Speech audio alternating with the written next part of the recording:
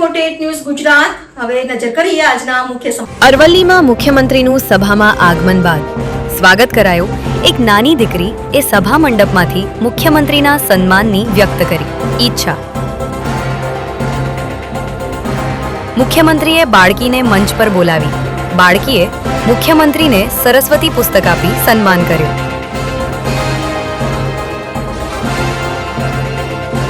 સ્થાનિક સ્વરાજ્યની ચૂંટણી માટે સીએમની જાહેર સભા।